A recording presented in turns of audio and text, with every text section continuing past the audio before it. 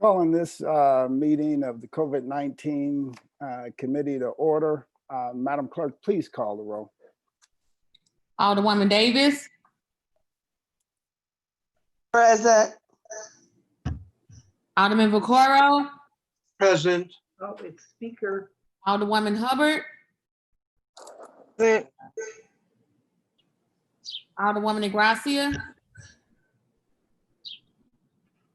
Alderwoman Murphy, Here. Alderman Coder, Here. Alderman Muhammad, Here. Alderman Oldenburg, Present. Alderwoman Boyd, Here. Alderwoman Middlebrook,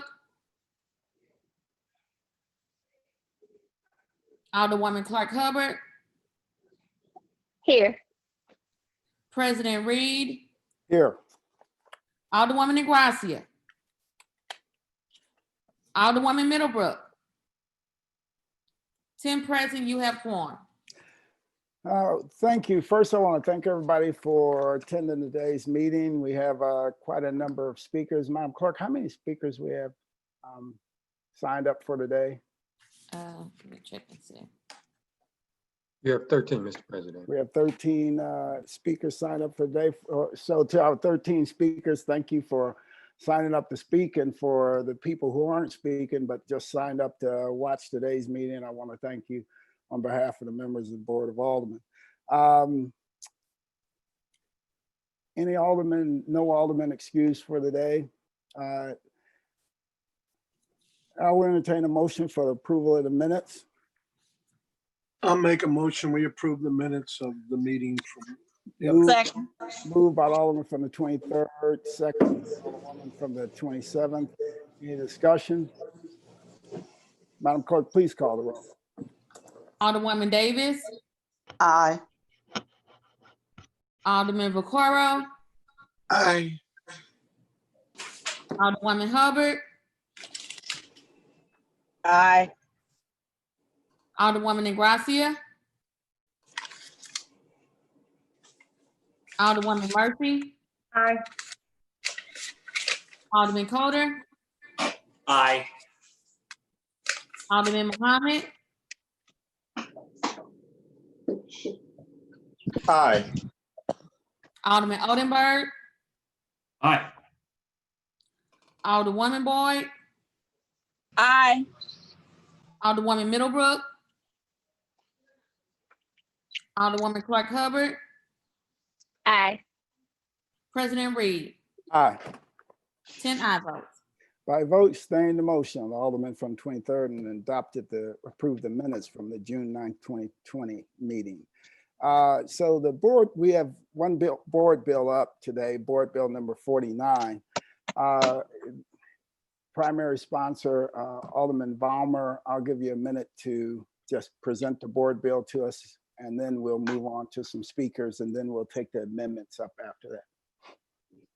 All right, Board Bill 49, as we went over last time, it's an ordinance where the Board of Aldermen is authorizing receipt of and appropriating funds fully to the extent received under the CARES Act, FEMA, grant with the Bureau of Justice Assistance Coronavirus Emergency Supplemental Funding, CDBG, Emergency Solutions Grant, the Housing Opportunities for People with AIDS, and the Ryan White Grant Programs, all relating to COVID-19 pandemic. It's basically taking money and distributing the money to the proper channels, and this board bill is the vehicle for that. All right, thank you. So before we begin speakers, like I said, we have a lot of speakers today. I'm going to read through the procedures for webinar speakers. Number one, speakers will be called in the order they appear on the list, which is the same order in which they registered to speak. Each speaker will be given 3 minutes to speak. Each speaker will be called by name when it's their time to speak by the clerk. Each speaker will speak on the topic of the hearing and related to the issues. Each speaker will be given a 1-minute mark when they have reached their point, when they have reached the 1-minute time point. So So talk for 2 minutes. You'll hear that 1 minute bell, which is a very important time because you have 1 minute to wrap up after that. Each speaker will be told when their time is up. Once their time is up, a speaker is to stop talking unless the chair gives them additional time. Any participant may leave with written comments by sending them to the clerk of the Board of Aldermen, Mr. Terry Kennedy, at kennedyt@stlewismo.gov. And that's ST.Lewis, I believe it's -mo.gov, or by calling 314-589-6845. And hopefully everybody understands those. So you're going to be given 3 minutes apiece to just, make any comments you like concerning the bill before the board. And at 1 minute, when you have 1 minute left, you're going to be given notice that you have 1 minute left. And exactly at 3 minutes, we will be turning your mic off to go make it to the next speaker. And with that, I'm turning it over to the clerk to bring up the first speaker. Yes, Mr. Chairman, the first person to speak, get it here before me.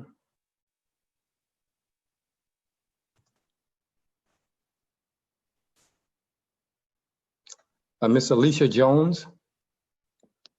So Miss Alicia Jones. Good afternoon, everyone. My name is Alicia Jones. I am the program director at Riverview West Florissant Development Corporation, located in the 27th Ward. I myself, with our organization, have partnered with 5 other organizations up under the Missouri Faith Leadership Council, and we've established the Village of Safe Space. We were operating as an after-school program until the pandemic came and we had to shift to COVID-19 relief efforts. Within the last 11 weeks, we have delivered food boxes weekly, not only to our program participants, but we've been able to reach out to our residents in the ward and build a quite lengthy database of residents that are in need of food, toiletries, mental health services, educational resources, and we've been able to provide those things through donations. Our organizations have testing sites that are coming up. Ours is next week on the 17th. Due to HIPAA, we will not be able to find out who is positive for COVID-19, but because we have a weekly contact list that we check in with our residents in our database every week, we have built the foundation and the trust that during those weekly conversations, if anyone on our list is testing positive for COVID-19, that they will be able to share that information with us. And our goal is to have our own contact tool to where we'll be able to get in contact with the people that they may have been in contact with and be able to encourage them to get testing as well. I feel as though COVID, the pandemic, really is just the water that has decided to boil and crack open the eggshell and let us take a look inside of our communities and see what needs to be done and what doesn't need to be done. Mental health resources are so important right now during this pandemic, but they've been important prior to this pandemic. The pandemic is just bringing them to the forefront. We need additional resources to continue to reach out to our residents. Right now, we're across 9 zip codes. We can reach further and we can dig deeper if we have additional resources and the grassroots organizations. We've already built the trust with the community, and that's going to be important. 1 minute. 1 minute. Have other people that's calling, they may feel like they're being sort of attacked, but because we've established that relationship and bond, it's easier for us to get them to agree to those resources we can offer. So I am hoping that there are funds earmarked for the grassroots organizations for that purpose. Thank you for listening.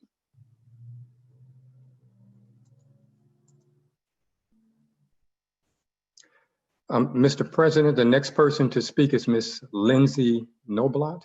Okay, and thank you so much, Mrs. Jones. That was great testimony. Welcome, Lindsay.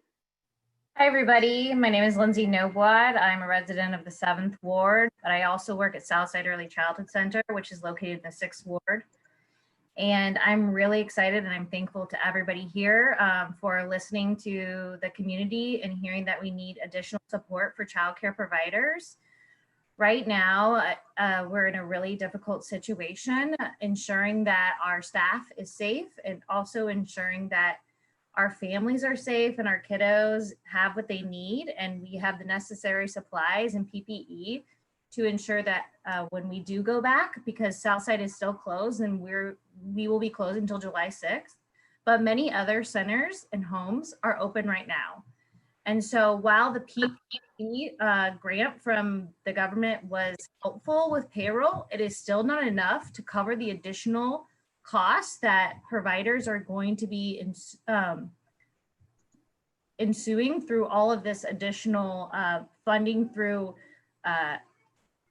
extra staff members, extra supplies, etc. And so it's just really important that we continue to support our childcare provider community, many of which are women of color and serving some of our highest need populations in communities of color. This is an equity issue. This is a women's issue. This is an economic justice issue. So it's just really important. And I want to thank you guys for adding in that line item of $1.5 million. And so we're happy to work with you guys on how to best allocate this. In the county recently, they just started rolling out the allocations. And at first they did not include centers that had already received PPP into the mix. Now they have turned that around. So 17 homes that had received PPP can get the additional CARES Act funding. So I just want to raise that to your attention, that that's really extremely important because we need to ensure that all of our centers and home have access to any additional funds. Childcare is already something that's there is already not funded enough at the federal, state, and local level. So this is just one extra thing that will help 1 minute. folks get above water and ensure that they can continue to provide high quality care for our littlest citizens in St. Louis City. Thank you. Thank you so much, Ms. Noblat, for testifying. Mr. Chairman, the next is, I believe it's pronounced Cortaja Collins. Thank you. It's Ms. Cortega, Collins. but thank you so much. Thanks for coming. Okay, Ms. Collins. thank you for inviting me and allowing me to be a part of this process. My name is Cortega Collins, and I am a early childhood education provider. My center is located at 5990 Page Boulevard, and I am in the 22nd Ward. We have been operating there for over 11 years and providing what we consider to be high quality early childhood education to underserviced families in those communities. So again, I just wanted to thank you all for allowing me to be a part of this conversation. And I also am thankful that more light is being shed on the work that early childhood educators do. And I want to just emphatically echo what Lindsay said and making a case and advocating for funds being allocated to early childhood education. It was good for us to get to have PPP funding available to us, but for those of us who are open or who have remained open, those funds have been depleted, and it will be imperative for us to be able to have access to additional funding to be able to safely continue operating in a post-COVID-19 culture. And so we need to replace, in order to safely adhere to the guidelines that were set by the CDC, which obviously we want to do to keep families and children and our staff safe. But in order to do that, we have to make changes to our environment and changes to our processes, changes to our staffing. And for most providers, especially those who are smaller centers like mine, sometimes being able to operate effectively could be cost prohibitive. And our payroll expenses is virtually doubled. In addition to our supplies and materials, we have to change our environment, replace materials that are deemed not necessarily safe in a post-COVID-19 culture. And there's just a lot of things that we have to do. And so I just want to make sure that people who may not necessarily be directly involved with early childhood education, that you fully understand the financial impact that this novel virus, this pandemic has had on our operations, and that we need additional funding to be able to continue to safely provide quality care to the children, to the most vulnerable, to a vulnerable population that we're servicing, not just the children, but their families as well. We want to make 1 sure, minute. we want to make sure that we're doing everything that we can to keep everybody safe, and additional funding will help us to be able to do that. So thank you very much for listening. Thank you so much for your testimony. The next speaker, Mr. Chairman, is Ms. Mary Crockett Smith. Ms. Smith, you're recognized, and we really appreciate you coming to make comments today. Thank you for having me. I'm here speaking on behalf of childcare providers in the St. Louis City area. I'm located at 8923 Riverview Drive. I just wanted to add that throughout this entire pandemic, the Christian Academy has serviced first responders and essential children, and the cost of labor has doubled in order to provide the CDC mandates and expectations of St. Louis County, as well as the Missouri Health Department. Instead of having labor for one teacher of 10, we now have labor for 2 teachers at an additional 12 hours of service. We were already on a stretched budget.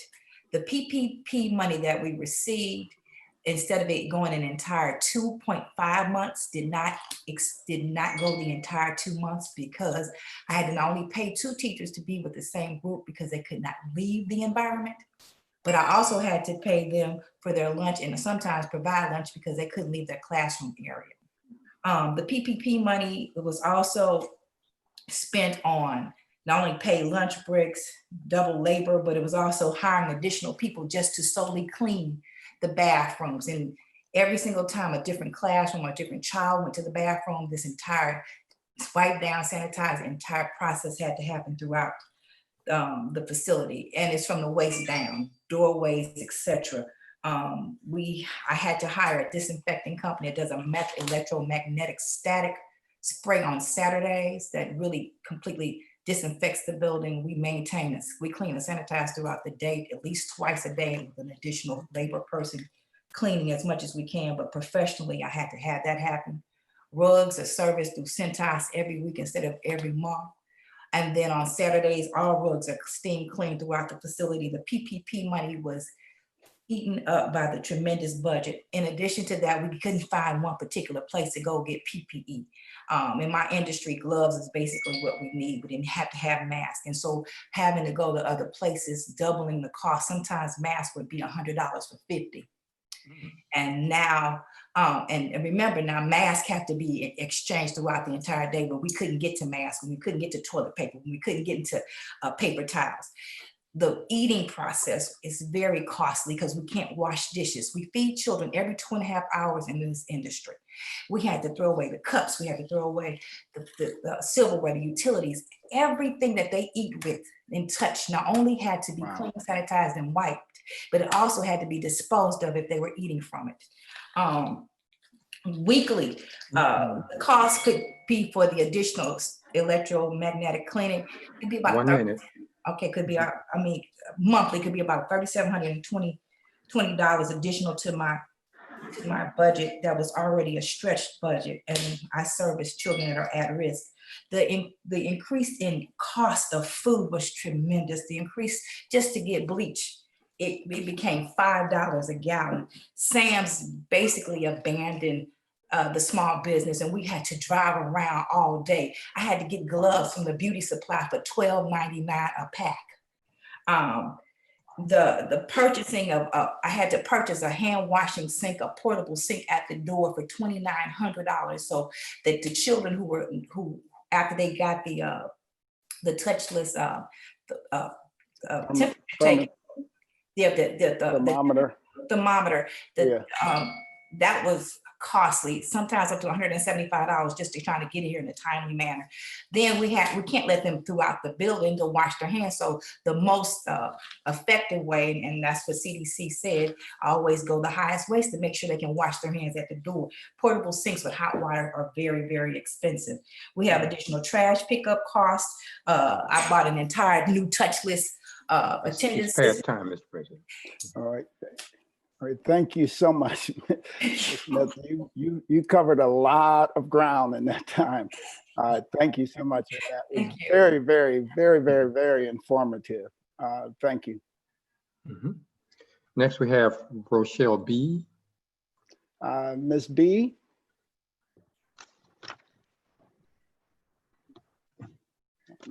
Here. Okay. I am here. Thank you guys for having me this evening. I'm not for sure of what's going on with the video screen. It's stating on my end I can chime in, but it's not allowing me. I believe Okay. that Mary, Dr. Smith, Cortega, and Lindsay have all painted a picture of what it's like in early childhood now. So I don't want to repeat anything that they've stated. I do want to state that I was very excited to see that the 1.5 million get allocated from the CARES Act to the Early Childhood Center. It allowed me to think out a good 60 to 90 days of what our budgets may look like as we start to lose funding that the state had already allocated to us. Again, if you've received the PPP funds, that money has been expunged as we have had staff on to prepare for openings for those that have been open as we continue to service families that could not come in, because I want to make sure you all understand, even though we have had a reduction of capacity in our building, we still have to service families that were not allowed in the building by virtual learning, by making sure that they had needed materials, supplies, and food to assist them in all those manners. But what I was most concerned about is to ensure that the funding is allocated to an agency that would assist us with getting it out timely. And it's my understanding that either health or the human services department may be an option, and I wanted you all to consider them to deploy the funds. At this point, we need a process that's going to assist us with getting funds timely. There's already a delay on accessing PPE equipment as we order it. So if there's a delay on accessing funding, it further pushes out the delay on ordering PPE supplies. So if you all could take this concept into consideration, I would greatly appreciate it, because every time we open the door, we are thinking out an additional 30 to 60 days to make sure that we have what is needed to service our children. Right around the corner, we're going to increase our capacity because public schools still haven't determined what they're going to do. So in addition to us servicing children that are birth through 5, we still have elementary children that are coming through our doors. We're in that phase 2. We're not really for sure what phase 3 is like. But as we communicate amongst us as early childhood professionals, we're trying to plan and prepare financially, but it is definitely a struggle. Again, One minute. like everyone has stated, we have limited income that comes in, and this virus has thrown a wrench into our daily operations and it increased our bottom line number. So I would really, again, appreciate if you all consider giving these funds to a particular agency that would assist us in deploying them timely. I appreciate you guys' time, and thanks for having me. All right. Thank you, Ms. B. Mhm. Next, Mr. Chairman, is, I believe it's Jama or Jama Dotson. Ms. Dotson? Ms. Dotson? There she is. I think you have to unmute yourself. I thought I unmuted, I guess. There you go. Well, welcome, and thank you for taking time to testify today. Thank you, President Reed, and the other members of the aldermen that are present today. I'm Jama Dodson, as already stated. I'm the executive director of the St. Louis Mental Health Board. We're located at the mental health board in number 6, and I have lived for 20 years in the 15th ward. So I just wanted to say, regarding the getting the funds out to the children for early childhood programs, I'm really here to speak to that today. we have been mentioned as the possibility of being able to get the funding distributed from one of the city units to be able to provide services of getting the funds out quickly and timely. And just a little quick reminder of who we are. We've been doing grant making for 25 years. We started with the Mental Health Fund in 1994, and 10 years later, in 2004, we added the Children's Services Fund, which is one of the reasons we've been approached to potentially distribute the funds for the CARES program for early childhood. Though we are independent unit of government, we are not part of the city administration. We are a city governmental entity or taxing authority, and accountable to a board of directors for the activities that we provide. We've been funding programs for children for many, many years, as I've said, and I would just give you an example. We have in our own funds, we saw the emergency of the COVID-19 situation, and our board pulled out from reserves $500,000 of funding to make available for emergency programming. We were able to open the RFP, accept applications, review applications, and make decisions within 30 days. Our board acted on them 1 minute. Three days later, and we were able to have checks in the mail the very next week. So I know that the COVID-19 is very short time frame. It's got to be spent out by December 31st. And I think we are both equipped and very willing to do that. We are not taking any fee for this either. Wow. Thank you so much, Ms. Dotson. I really appreciate it. And thank you for all the work that you guys do.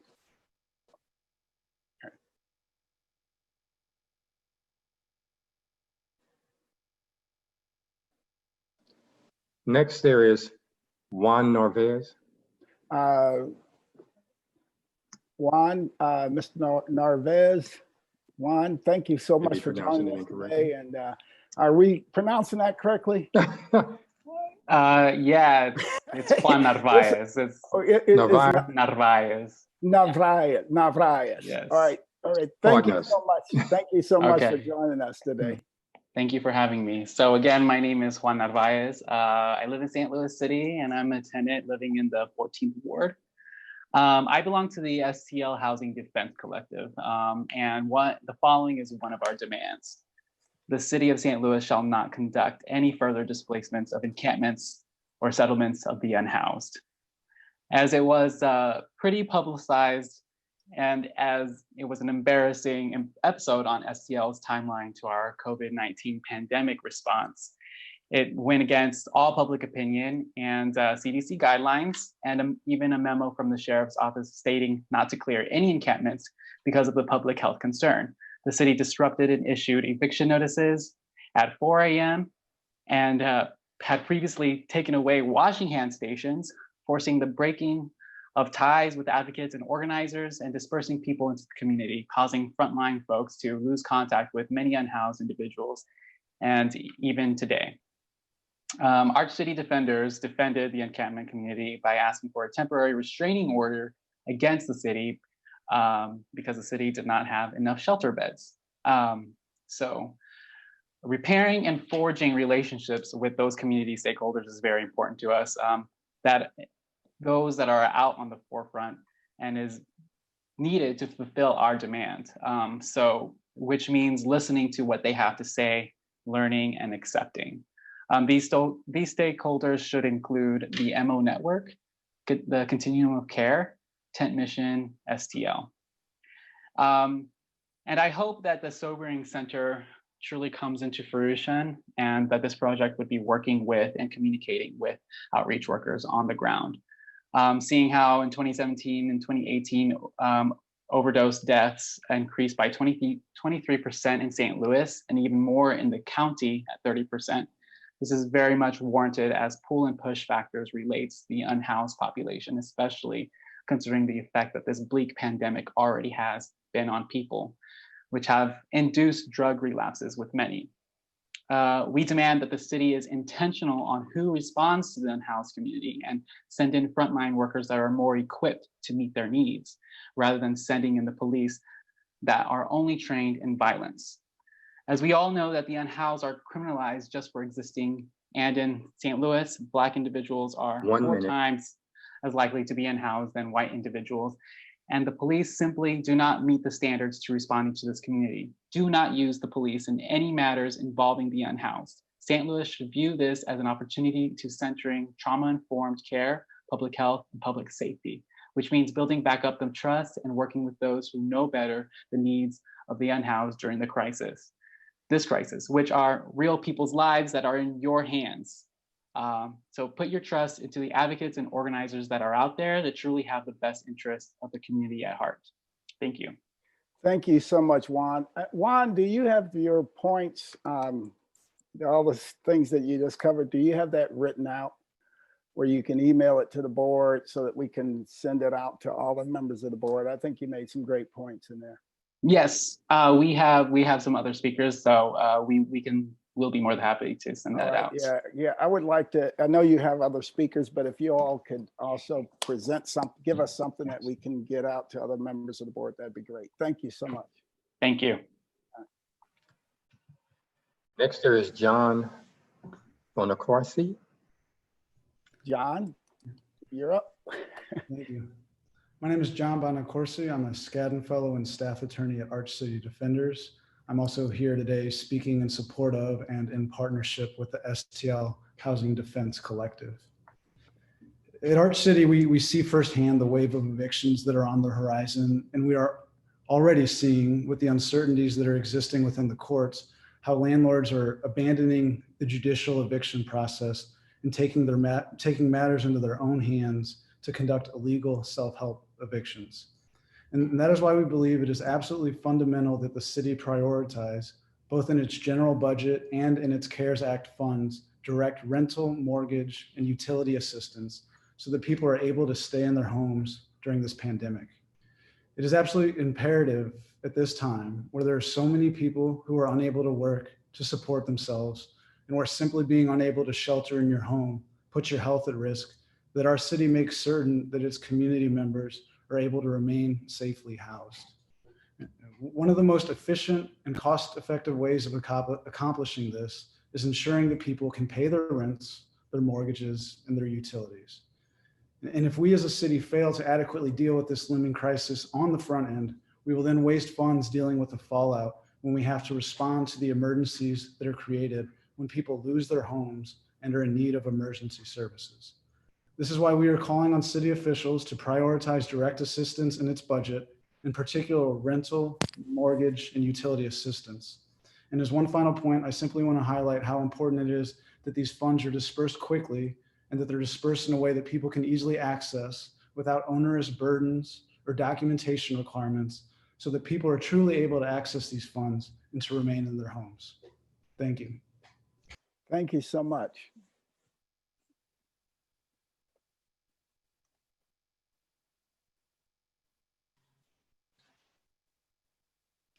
Mr. Chairman, next there is, let me see now, Glenn Burley. Burley, I know Glenn. Hey, Glenn. Lewis. You've Hear gone, me? it looks like you've gone blonde. No, it's just gray. Yeah, okay. It's very gray. Yeah. I like it. I like it. Go ahead, Glenn. You're up. All right. So yes, my name is Glenn Burley. I'm community engagement specialist for St. Louis Equal Housing and Opportunity Council. We are the area's fair housing initiative program partner with HUD, which means that we provide fair housing enforcement work on both sides of the river in St. Louis metropolitan area. So I'm here today to echo a lot of the talk that has been sort of happening around renters in the last few speakers. if folks have been watching the news, in the last day, both USA Today and CNBC have run big articles about a potential wave of evictions that will be coming down the line. As you probably know, the expanded unemployment insurance payments are about to end. At the same time, a lot of folks that may have been called back to work as service employees aren't making what they used to, right? Your waitress maybe has a shift, but they're pulling in half as much in tips now as they were prior to the crisis. And so in many ways, if you look at who's been impacted by this crisis, it's been primarily lower income people, primarily service industry workers, people of color, which means that this crisis, unlike the last housing crisis, is really tailor-made to hurt renters, unfortunately. And we live in a city that is majority renter. So that's not good for our real estate system, right? We're here to, encourage the Board of Aldermen to fund mediation services and to work to make them mandatory. There's a lot of talk about money going to help people to stop them from getting evicted in the first place. We need some way to pipeline people into that money, right? And what we've seen, EHOC has worked with Washington University, Legal Services of Eastern Missouri, and others over the past few years on a smaller mediation program with the Pro Se Court. And of when landlords and tenants do take advantage of it, we've seen a 40% reduction in eviction compared to the folks that don't take advantage of the mediation. And we believe that, that would, only expand if it was made mandatory, But so we want to point out that, the mediation process is a point of intervention in this process. The wave of evictions we're potentially looking at is a couple months off as sheriffs and other moratoriums lift, as expanded unemployment goes away, etc.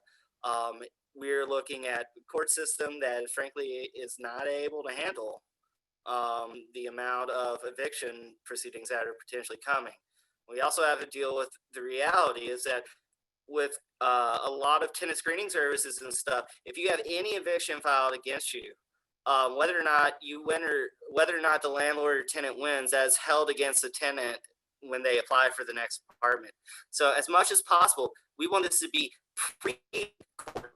We want to be able to follow those prevents them from having that court case, which also saves the landlord money because they're not having to pay filing fees or attorneys, right? So, we really see the mediation program as a way to help deal with this. All right. Thanks, Glenn. Thank you. Next, we have Pastor Charles Norris. Pastor Norris, thank you so much for joining us today. Hello, good morning, President Reed, and to the rest of the Board of Aldermen. I'd like to speak on behalf of the Village Safe Spaces program. I believe it is imperative for us to continue funding for these types of grassroots organizations. We currently have funding that is set to run out at the end of the month. We are looking for other sources to continue this program. As Ms. Alicia Jones stated earlier, we were originally an after-school program that then repurposed ourselves because of the pandemic to meet the needs of our families. Thus far, since March, we have served over 14,000 households in terms of meeting food needs for them, serving them once a week. Of that 14,000, we have over 7,500 youth. There are 1,000 seniors and 12 persons with disabilities. This program is a little unique in that we actually deliver the food to our participants. And furthermore, we have established relationships with these people that provide the type of personal contact that is needed to build relationships and marginalize marginalized neighborhoods. Many do not have transportation. So our services that we provide for them, in addition to food and toiletries, we provide education support. While school was in session, we were providing lesson plans to some of our students and tracking them in terms of doing that work. One of the things that we have found out during this pandemic is that distant learning does not work well. Those students that are behind are going to be left further behind. And so this ability for us to reach into these families and provide them the assistance, we've worked with Sumner and Dunbar and Hickey elementary schools so that we've provided some iPads for students. And so we think it is critically important for us to not pull the plug on these over 14,000 student families that we're now assisting on a regular basis. And then I'd also like to say of those nonprofits that are working, all of them have major churches that are connected with them. I stand not as myself, but Reverend Witherspoon with Washington Metropolitan AME Zion Church, Reverend McDuffie at Lane Tabernacle, Reverend Crumpton at Code Brilliant. We are all collaborating together so that we can make sure the needs of these neighborhoods are met. And finally, I would just like to say that in terms of these grassroots organizations, we also cross many different wards 4, 6, 18, 22, 26, and 27. And so while we have not been doing this as long as others, our reach and depth into the neighborhood is substantial. It is augmented with churches that have been in existence for over 100 years. And I just would implore you all to seriously consider providing some funds so that we might be able to continue to meet the needs of these families and continue to walk with our students as they go into this new school year, which they don't know what it's going to look like quite yet, but they will need some additional relationship building. They will need someone that they trust so that we can continue to navigate through this pandemic with them. Thank you. Pastor Norris, I just want to thank you for all your work in the community beyond the Village Safe Space program. I know you have all sorts of other things that you work on in the community. I don't know where you find the time, but I am thankful that you somehow find the time to do it. And you said the Village Safe Space program is set to funding to run out at the end of the month? Correct. All right, thank you. And do we have a budget or anything? Could you send us some additional information? Yes, we have a budget that is already a detailed budget that is available right now. All right, could you send it to my office so that we have it also? Okay. All right, thank you. You're welcome. Next, you have Ms. Sharon D. Jones. Yes, I'm present. Thank you for joining us. Thank you for having me, President Reed and the rest of the members of the board. My name is Sharon Jones. I live in the 8th Ward, and I'm a member of the St. Louis Housing Collective. The STL Housing Defense Collective, exists to protect St. Louisans from the impact associated with housing insecurity presented by the COVID pandemic, impending evictions and utility shutoffs, and advocating for the unhoused. Now, we know that moratoriums are expiring all over the country. And since the moratoriums toward evictions and utility shutoffs are fast approaching, one of our demands is to extend the moratorium both on evictions and utility shutoffs for an additional 120 days. Folks in our communities need more time and just need more time in general, and a definite date by which evictions will commence. 120 days will give time for mediation, as Glenn mentioned. 120 days will give time for mediation, time to apply for the programs and funds that your committee will distribute. Folks need time, if necessary, to find housing or to negotiate with landlords. If we do not extend the moratorium on utilities and evictions, coupled with staggering unemployment, expirations on moratoriums will create a rental crisis. Without the extension of moratoriums, the city of St. Louis faces unprecedented unhoused population in the midst of a global pandemic and social unrest. And we know that there are implications towards social unrest that have been witnessed. To be sure, St. Louis City and cities across the nation experienced injustice in housing before the pandemic. The pandemic just exacerbated this inequity. According to an editorial in the St. Louis Post-Dispatch, data, and I quote, data analysis from evictions nationwide between 2012 and 2016 showed that evictions were filed against Black renters at twice the rate of white renters. Black women in Missouri had evictions filed against them at more than twice the rate as white renters experienced during this period. And similar ratios were at play for utility shutoffs as well. If we do not extend moratoriums on utilities and evictions, courts and sheriffs will be stagnated by the sheer number of cases that will be processed. There will be increased burdens on the resources that are already committed to the unhoused population. So we think that it is imperative to keep people in their homes. 1 minute. Other cities like Ithaca are ensuring the health and safety of their tenants by canceling rent and utilities. We urge this committee to influence the mayor, judges, and fellow auditors to implement our demands. We want to mitigate some of the effects of the expiration of the moratorium by urging that this body extend it by 120 days. Again, we at the St. Louis Housing Collective urge this committee to support and take up our demands, and we believe the committee has a purview to do so. Thank you so much for your time. Thank you so much, Ms. Jones. Let's see here. Next, we have Ms. Sarah Watkins. Sarah, thank you for joining us. You're up. Thank you for allowing our comment today. My name is Sarah Watkins. I'm a renter in the 6th Ward, and I'm also here to represent the St. Louis Housing Defense Collective. We're testifying today to present the collective's demands as this committee decides how the city plans to use the CARES Act funds. One of the demands is for the city of St. Louis to spend CARES Act funding to create a rental assistance fund for families in St. Louis with school-age children. It's no secret that Black communities have been hit the hardest by the COVID-19 pandemic.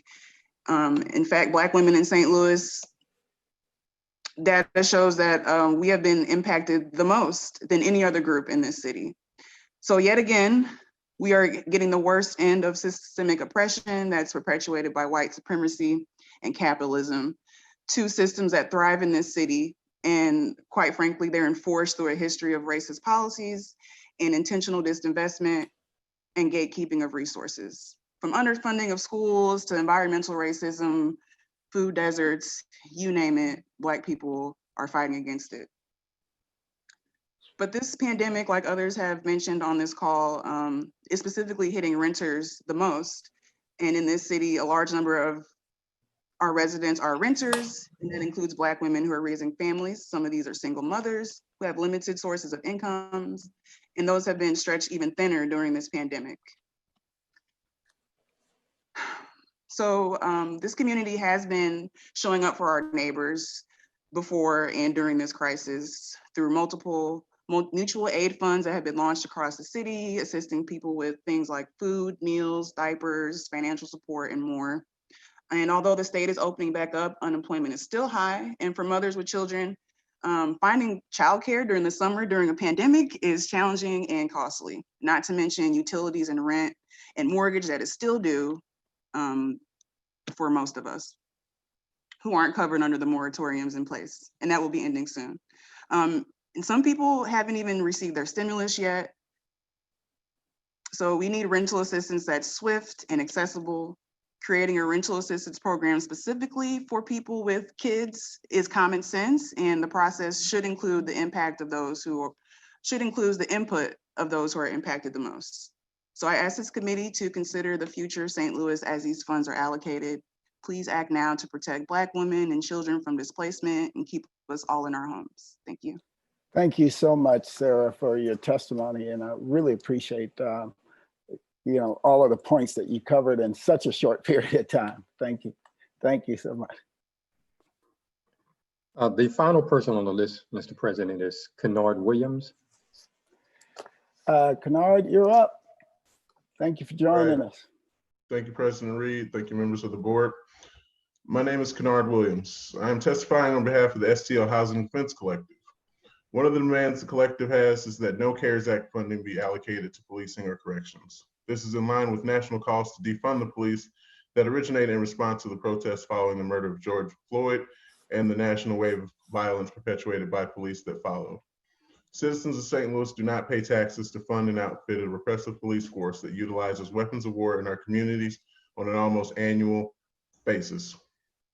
We are tired of seeing our tax dollars shoveled into a fire as we see our communities transformed into war zones. Nor do we pay taxes for the further maintenance and operation of incarceration sites like the workhouse, which calls have been outstanding to close for. The choice to keep it open is further taking needed taxpayer resources from things like housing. In the last week, we've seen massive protests and curfews in response meant to do nothing more than control and regulate Black bodies and give police carte blanche to harass anyone they wish to after 9 p.m. Lastly, more than half of the St. Louis City budget is already allocated towards arrest and incarcerate. The police department and corrections should be forced to look within themselves and see where budget cuts should be allocated in order to acquire their needed equipment. The rest of St. Louis is tired of seeing their behavior incentivized year after year with more funding at the cost of providing basic minimum services needed to keep our citizens off of the streets and with a roof over their head. This is not the above and beyond, but the bare minimum our city needs to do if we are to make it through this pandemic. COVID cases are steadily rising. Many people still don't have jobs to go back to.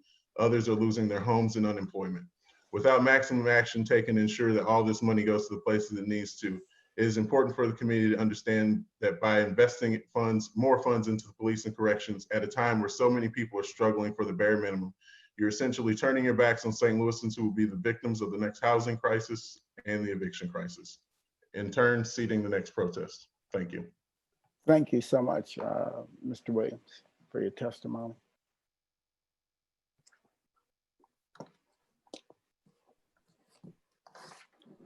That completes the list, Mr. President.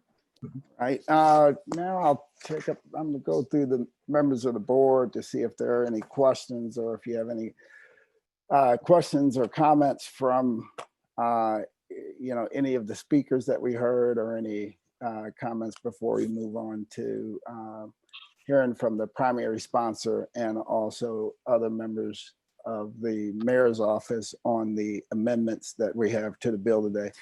Alderwoman Davis, any questions or comments before we move forward? Thank you, Mr. President. I don't have any questions, but I shall have a couple of comments. I do appreciate the speakers. I appreciate their passion and all of their work that they have put into our community to help others.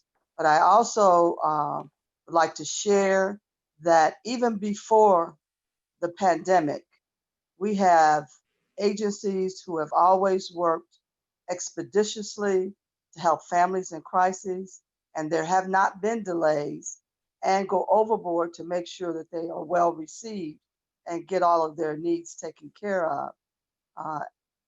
What most people don't know is that as we move forward, we don't want to make a mistake and delay of trying to start something new, but we want to move fast with systems that work. And that's, I say that all the time. I want to make sure people are being served and not people sitting around talking about something for 2 years and it never gets moved. So I'm really excited about the speakers that I heard, and I do want to see them stay involved and continue to give input.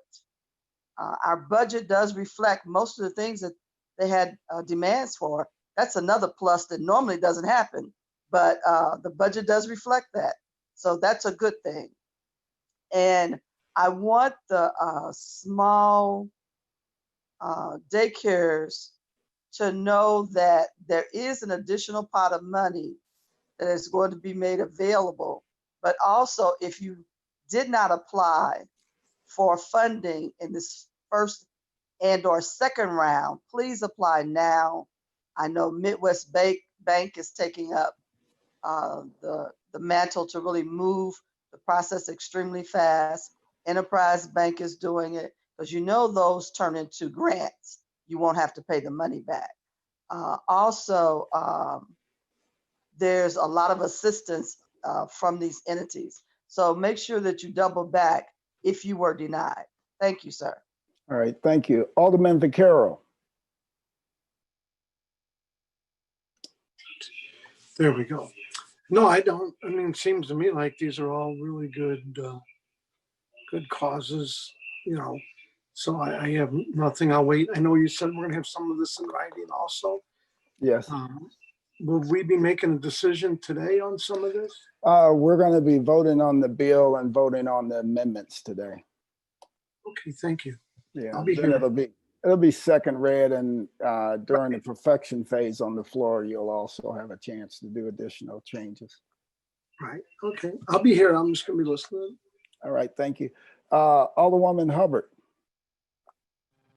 Thank you, Mr. President, and members of the board, and all of the speakers that came on today. I really appreciate hearing your testimony. I think that's what we all need to hear, how this has definitely impacted those smaller organizations.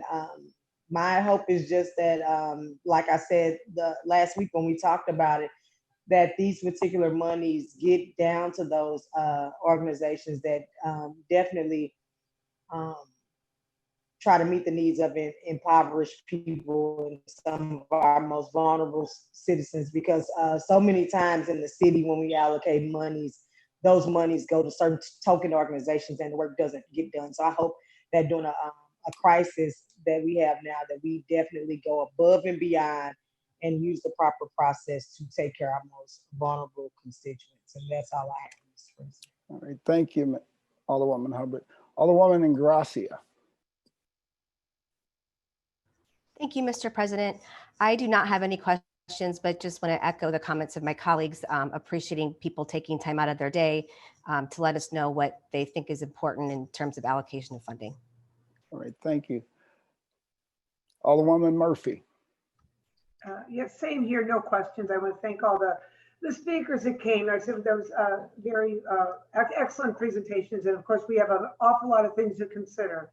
And but I'm glad they came and let us know what's going on. Thank you. All right, thank you. Alderman Coder. No questions, Mr. President. All right. Alderman Muhammad. Hey, thank you, Mr. President. I have no questions, but I do want to thank every speaker that presented this morning. It's important when we have citizen engagement and input, and I am just appreciative of all their comments and all their experiences. And I hope that they know that the city of St. Louis is doing everything that we can to assist and aid them in this pandemic time. Thank you, Mr. President. And I also want to publicly acknowledge you, Mr. President, for putting together this special committee that is committed and dedicated to making sure that we employ the resources to our city. So thank you, Mr. President, for your leadership. Oh, thank you. Thank you, Alderman. I appreciate that. Alderman Oldenburg. Thank you, Mr. President. I have no comments or questions. I appreciate the speakers. Thank you. All right, thank you. Alderwoman Middlebrook. Alderwoman Clark Hubbard.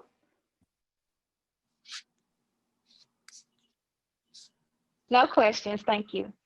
All right, thank you. Now we'll recognize the primary sponsor of the bill so that we can start going through the amendments.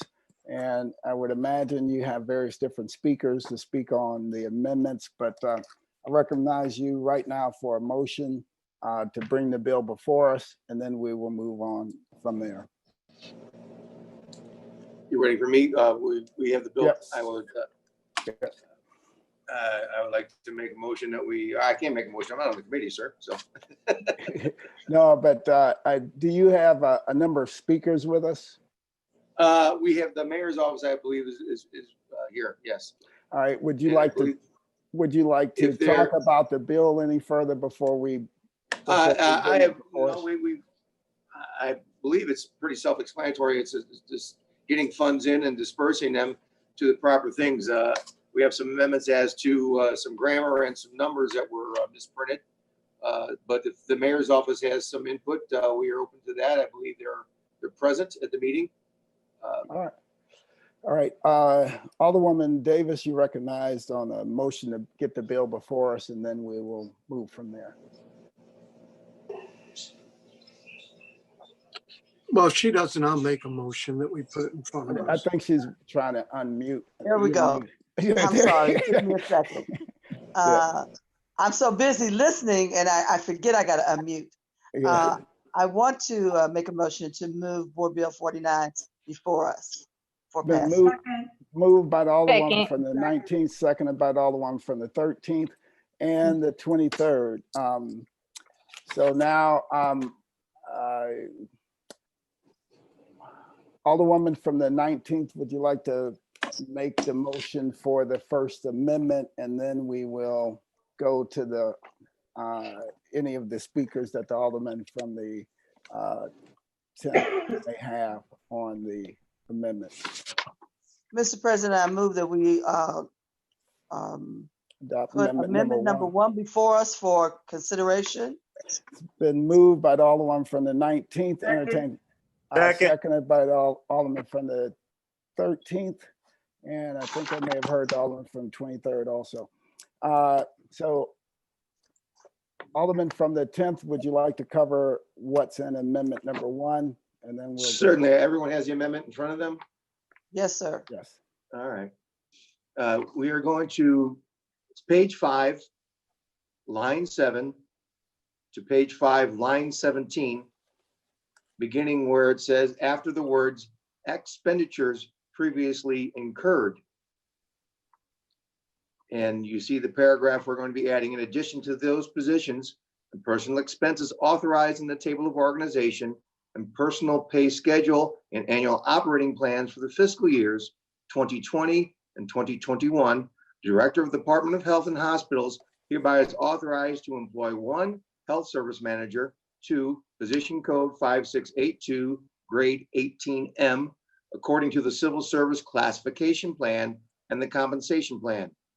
1 health service manager, 1 position code 5681, grade 17M, according to the Civil Service Classification Plan and Compensation Plan. And 4 public health educators, position code grade 15G, according to the Civil Service Classification Plan and the Compensation Plan. And the Director of the Department of Health and Hospitals is authorized to pay salaries and benefits for such employees in whole or in part from the CARES fund appropriated in this section. And that'll be the amendment. If anyone from the mayor's office would like to speak to this, I'm open to that. Alderman, this is Steve Conway. Thank you, Steve. Yes, amendment number 1 is just making sure that we have a table of organization so that the people that are put on to handle the programs, that the personnel director will advertise, and we've appropriated a table of organization.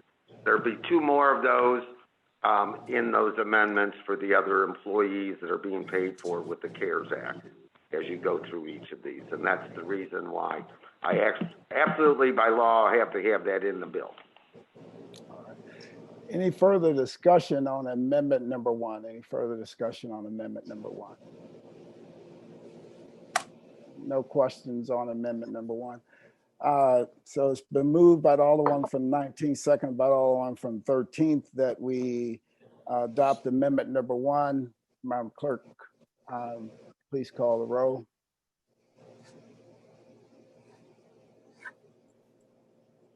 Alderwoman Davis. Aye. Alderman Vaccaro. Aye. Alderwoman Hubbard. Aye. Alderwoman Negracia. Aye. Alderwoman Martin.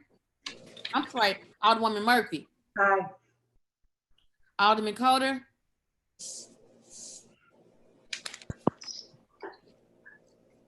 Alderman Muhammad. Aye. Alderman Oldenburg. Aye. Alderwoman Boyd. Aye. Alderwoman Middlebrook. Alderwoman Clark Hubbard. Aye. President Reed, Aye. Alderman Coulter, Aye. Alderwoman Middlebrook. 11 aye votes. By a vote, sustain the motion of the Alderwoman from the 19th and adopted amendment number 1. Alderwoman from the 19th, would you like to make a motion for amendment number 2? I move for the adoption of amendment number 2. It's been moved by the Alderman from the 19th. Entertain a Second, Mr. President. second by the Alderman from the 21st and the Alderman from the 13th. Alderman from the 10th, you're recognized on amendment number 2. Thank you, Mr. President, members of the committee. Amendment 2 to Board Bill 49 is again page 5, line 18 to page 5, line 18 as follows.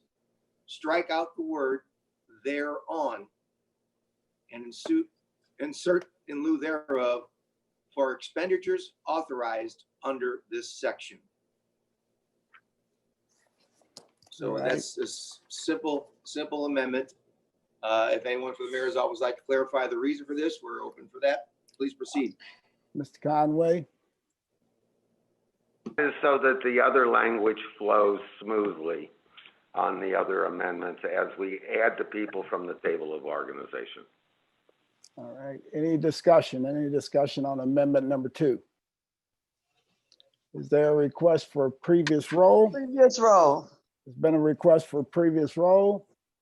Hearing no objection, motion carries. Adopted amendment number 2. Entertain a motion for amendment number 3. I'll make a motion, we adopt amendment number 3. It's been moved by the Alderman from the 23rd and seconded by the Alderman from the 13th that we adopt amendment number 3. Alderman from the 10th. All right.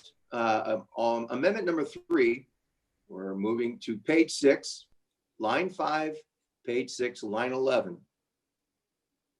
After the words, any expenditures previously incurred, we will be inserting, in addition to those positions and personnel expenses authorized in the table of organization and personnel pay schedule in the annual operating funds for the fiscal years 2020 and 2021, the Director of the Department of Human Services hereby is authorized to employ 1 executive assistant 2, position code 1629, grade 17M, according to the Civil Service Classification Plan, to be paid on a per performance basis.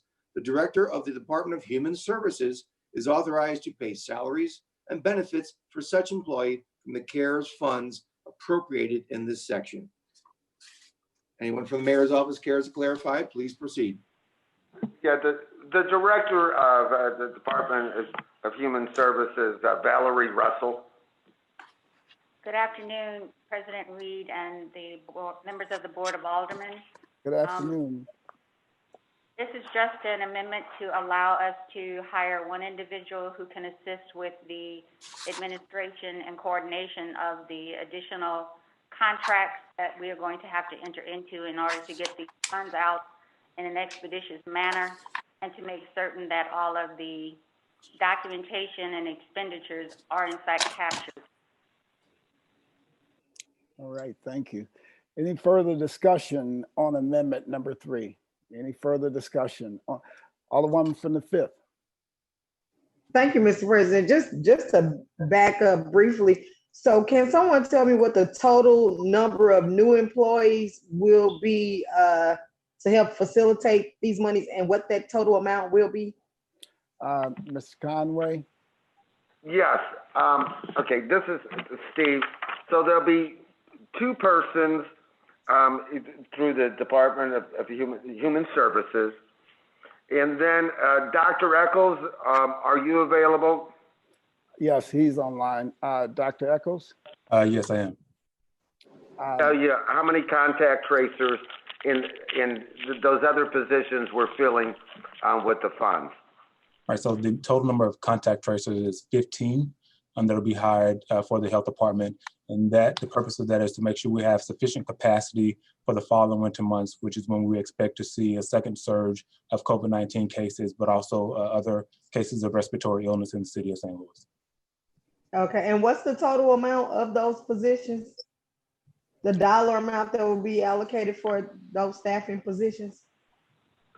Well, Dr. Eccles is in the health department. We have, if you look at Exhibit A, is what everyone is working off. Mhm. Over the period, that would be $2 million with benefits, et cetera, over the 2-year period. Dr. Eccles' department also has some communication outreach people. And Doctor, you want to expound on that? Right, so part of the challenge with the COVID-19 response has been communication, making sure we have efficient communication methods in place and resources in place. And so this, the purpose for enhancing public health communication is to make sure that the health department can properly communicate information to the community at large, as well as to elected officials and other special stakeholders about where we are with COVID-19, but also other public health issues that may be impacting health outcomes across the city of St. Louis. Okay, thank you. No further questions, Mr. Chairman. Thank you. Any Mr. further, President. any further discussion? Any further questions? It's been moved by the Alderman from the 23rd and seconded by the Alderman from the 13th that we adopt Previous roll. Number 3. It's been a request from previous roll by the Alderman from the 23rd. Hearing no objection, motion carries. Amendment number 3 has been adopted. Recognize anyone for a motion for amendment number 4. I'll make the motion. It's been moved by the Alderman from the 23rd, seconded by the Alderman from the 21st, that we adopt amendment number 4. Alderman Ballmer, you're up. Thank you, Mr. President, members of the committee. They got to read every one of these. We're going to be going to page 6, line 12. Strike out the word thereon and insert for expenditures authorized under this section. Merely language to clarify what we just performed. All right. It's been moved by the Alderman from the 23rd, seconded by the Alderman from the 21st. Any further discussion? Any further discussion on amendment number 4? I have a question, President Reed. Alderman from the 6th, you're recognized. Thank you, Mr. President. I don't know if we're all looking at the same copy, but the copy of the bill I have, there's the word thereon is not on page 6, line 12. Does she have an updated copy of the bill, or is it? Because one was sent today. If you downloaded the one today, it may have had those that thereon already changed. Is that correct? I'm asking. Okay, you can continue. I'll make sure I'm looking at the right copy. Thank you. Okay. Right. Anything further on that? Nothing for me, sir. I don't believe it's I believe it's simply just grammar. All right. It's been moved by Alderman from the 23rd, seconded by Alderman from 21st. Is there a request for previous roll? Previous roll. Objection. Been an objection to previous roll. Madam Clerk, please call the roll. Alderwoman Davis. Aye. Alderman Vaccaro.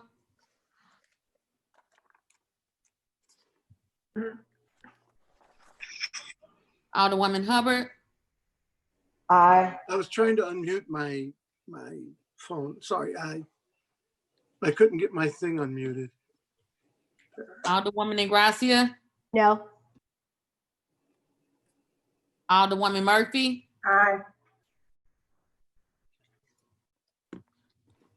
Alderman Coder.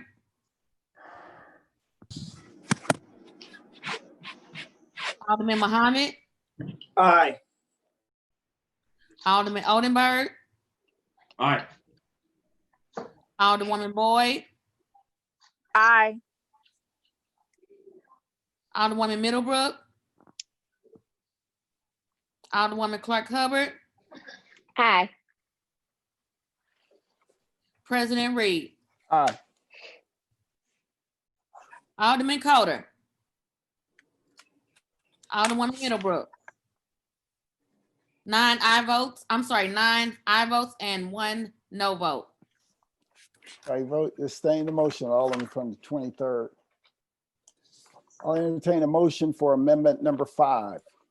I'll make a motion for amendment number 5. It's been moved by the Alderman from the 23rd. Second. Seconded by the Alderman from the 13th. Any discussion? Alderman from the 10th, you're recognized on amendment number 5. Amendment number 5, we're moving to page 8, line 20, to page 9, line 3.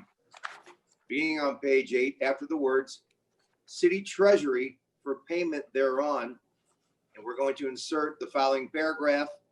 In addition to those positions and personnel expenses authorized in the table of organization and personnel pay schedule and the annual operating plans for the fiscal years 2020 and 2021, the director of the Department of Human Services hereby is authorized to employ 1 contract compliance officer, position code 1662, grade 14G, according to the Civil Service Classification Plan and the Compensation Plan, whose salary and benefits shall be paid from the ESG CV funds appropriated in this section. And that will, anyone from the mayor's office would like to expound on that, please feel free. Mr. Conway?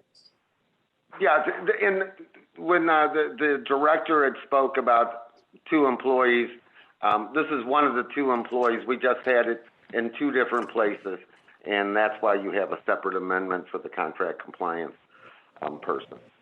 All right, thank you.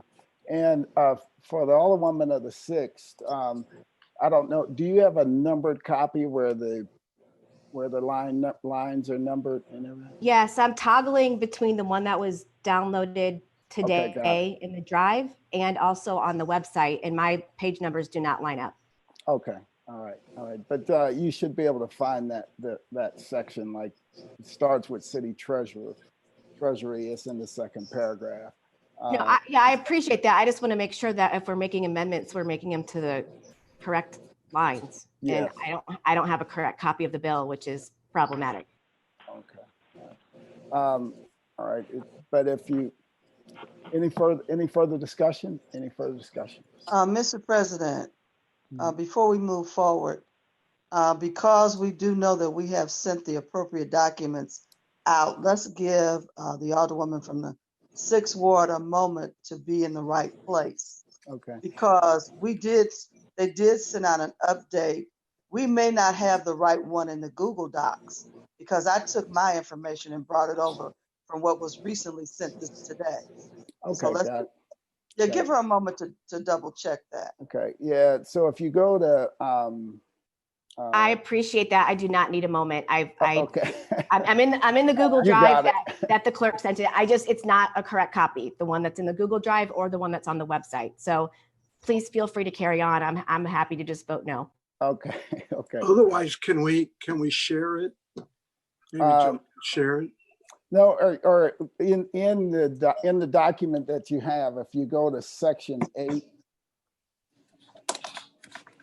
and if you go to the last couple sentences, you'll see city treasury for payment thereon. Could someone email it right now? Did you get it? I'm fine. I'm not All right, no, I was talking to the Alderman from the 6th. You guys keep going. I'm Okay. fine. All right. It's been moved by the Alderman from the 23rd, seconded by the Alderman from the 13th that we adopt amendment number 5. Is there a request for previous roll? Previous roll. Hearing no objection, motion carries. Mr. President, do you mind if I interject again? I don't feel comfortable moving forward. This is a lot of work. It's very important. I don't want anybody to think that we are not trying to provide the accurate information to each person on this committee. I want us to take a moment. Somebody from the mayor's office email the correct copy to the alderperson of the 6th Ward. Okay? That's the only way that we can say that we have done our job appropriately today. Mr. Conway? Mr. President Reed, Madison is going to go ahead and send her the copy right this minute that will line up with the actual amendment. Right. That's Okay. the proper. All right. All right. And we can let Dr. Eccles talk a little bit on some of the PPE questions if you'd like in the meantime. All right. Dr. Eccles, do you want to cover some of the PPE questions? Yes, thank you, President Reed and the board and the committee. So the health department has been providing personal protective equipment to long-term care facilities, early childhood centers, as well as other community-based organizations across the city of St. Louis since the beginning of the COVID-19 response. A couple of the questions that were raised by some of the community members alluded to the fact that they had experienced difficulty obtaining PPE for their business. And so at this time, if you're still experiencing any difficulty obtaining PPE, please reach out to the City of St. Louis Department of Health and we'll help provide that PPE for you. You can either call us at 314-657-1528, or you can send us an email at health@stlouis, that's STLOUIS-mo.gov, and we'll make sure we get the resources to you in a timely manner. All right. In addition to that, there's also been questions about testing. So I hope everyone knows that through the work that's been done through the mayor's office and the health department, we've been able to secure enough testing supplies so that we're able to offer testing, COVID-19 testing to anyone in the city that needs it. I think we're the first city, the only city in the state of Missouri that has made this, created this initiative because we wanted to make sure that testing was available to everyone. And so now, regardless of symptom profile, if you have symptoms or not, if you have a known exposure, anyone that wants a COVID-19 test can get a COVID-19 test. We're working with the federally qualified health centers and they're doing an amazing job providing the service to city residents as well as individuals across the region. Any questions for the health director? Any questions for the Alderwoman from the 19th? Thank you, Mr. President.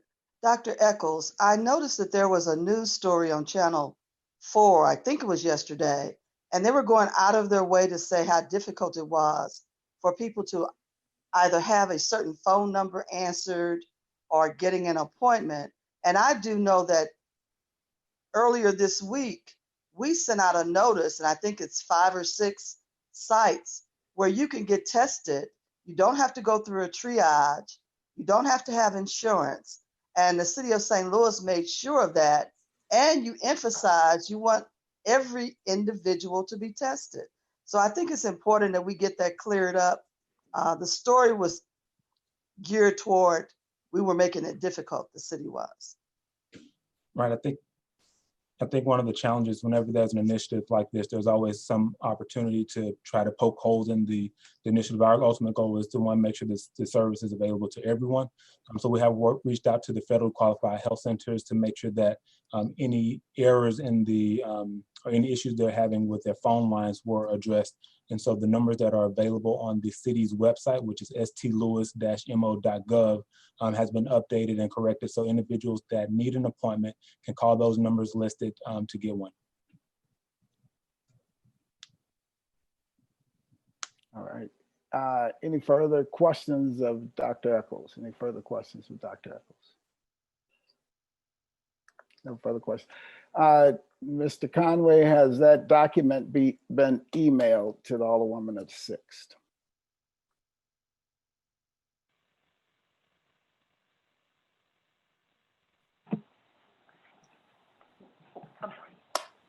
Yes, the document is being emailed now. Mr. Conway has stepped out of the room. Okay, so he stepped out of the room to email the document? Yes, he's returning now. They want to know if the email has gone to. No, is the clerk is visiting with Madison because they had worked on this morning. We could go ahead and move to amendment number 6, Mr. President, because that one's easy. All right, so entertain a motion for amendment number 6. I'll make the motion for amendment number 6. Moved by the Alderman from the 23rd. Entertain a second on that motion. Seconded by the Alderman from the 13th.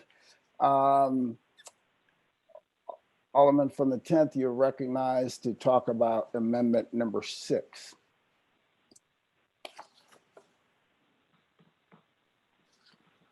Alderman from the 10th.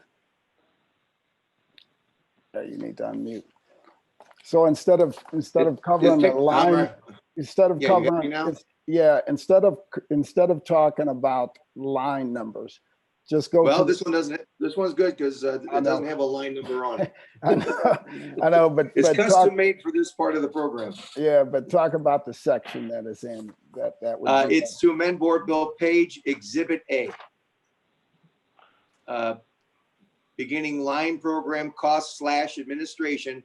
It's striking out a number, $1,840,586. Okay. And inserting this number, $1,084,059. So it's instead of 1,840,586, it's 1,084,059. Looks like it was a typo. Okay, so we're anywhere in that, and can't it just be a Scribner's error?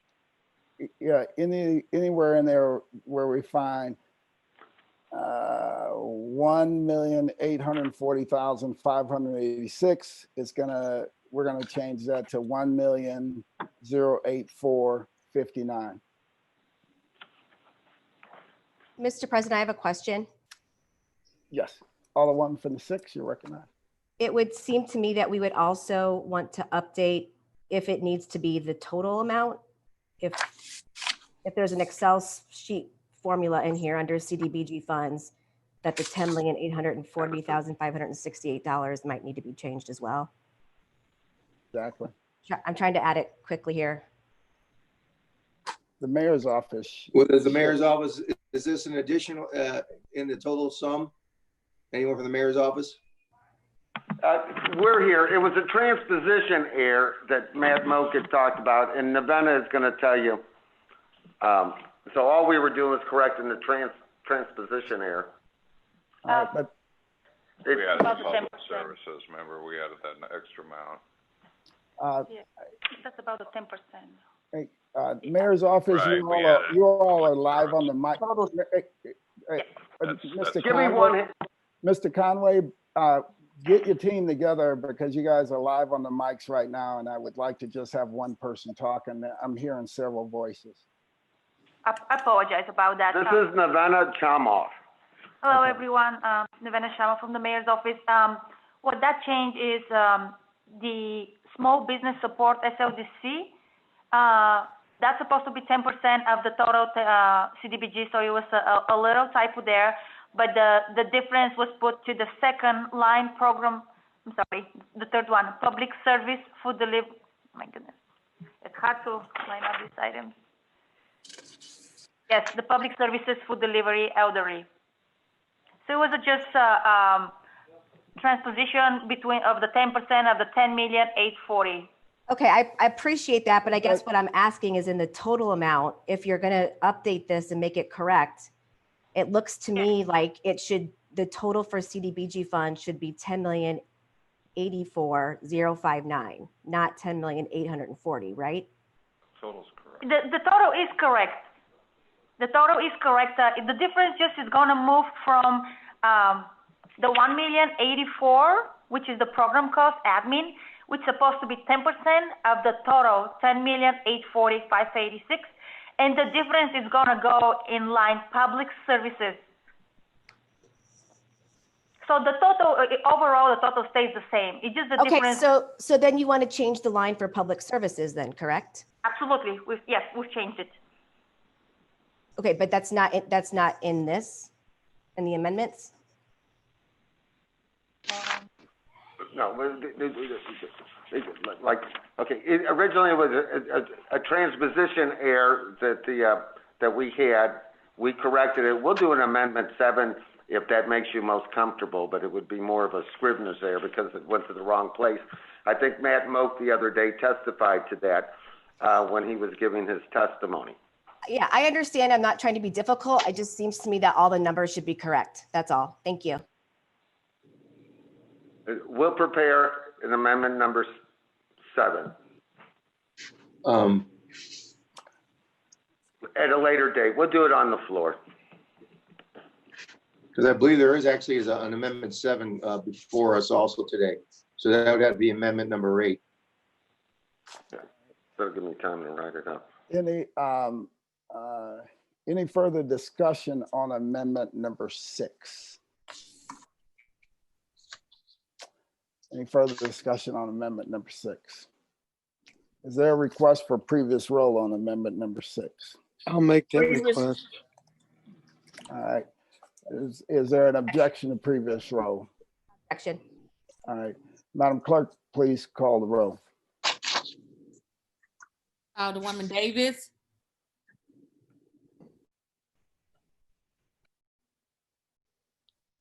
Alderman Vaquero. Aye. Alderwoman Hubbard. Aye. Alderwoman Ingracia. Aye. Alderwoman Murphy. Aye. Alderman Coder. Aye. Alderman Muhammad. Aye. Alderman Oldenburg. Aye. Alderwoman Boyd. Aye. Alderwoman Middlebrook. Alderwoman Clark Hubbard. Aye. President Reed. Aye. Alderwoman Davis. Aye. 11 aye votes. By a vote, you abstained the motion of Alderman from the 23rd and adopted amendment number 6. Alderman from the 10th. Thank you, Mr. President, members of the committee. I believe there is an amendment number 7, and I believe this is from Alderman Oldenburg. I'd be happy to turn over to him if you'd like to handle it. It's his amendment. Okay. All right. Alderman from the 16th, you're recognized. Thank you, Mr. President. Amendment 7, it should have been in the Google Drive, but I do notice it's consistent with what Alderwoman Ingracia was bringing up earlier. I don't think some of the amendment languages have made it into the board bills that were posted in the Google Drive. Because I know that Amendment 7 did not. So I do want to notate that. I don't know if it's appropriate. We can certainly vote on the amendments, but I do feel like the body of the board bill needs to be changed, obviously.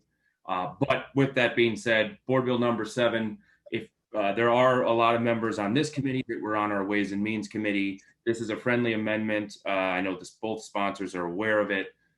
This is where effectively we are isolating and making sure, rather underscoring that $1 million of the CDBG CV monies are earmarked and will support the Affordable Housing Trust Fund and the affordable housing production efforts. So that's how this amendment reads. It basically on page 7, line 17, it will add to the end of that paragraph, the end of that sentence that reads, not to exceed the total appropriation of CDBG funds, and we will insert CDA shall expend 1 million of the 10,840,586,000 of the CDBG CV funds in the area of affordable housing production to the extent the U.S. Department of Housing and Development rules and regulations allow. Again, just sort of keeping, I think, the Ways and Means Committee's promise that $1 million it would go in the effort of the Affordable Housing Trust Fund uses to support affordable housing production. All right, thank you, Alderman. And Trying to reach out to the mayor's office to find out about how they got the line numbers wrong on some of the bills and correct on other ones. So I'm thinking that we may take this bill up in the morning. Yeah. I think that. I did double check, Mr. President. The Alderman from the 6th, their ons didn't make it either. I did, yeah. At least what was in the Google Drive. Yeah. So, Mr. Conway.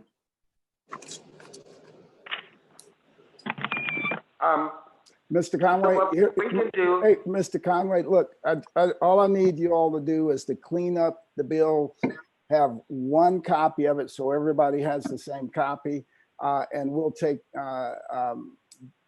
this up. I don't even know if we can take it up in the morning now. We actually cannot take it up in the morning now. Maybe we can, we will look at suspending the rules down at next week when we get the bill back for a second reading or something like that, because right now there are too many copies of it floating around, and it appears that that you all may have sent it out differently to different people or whatever.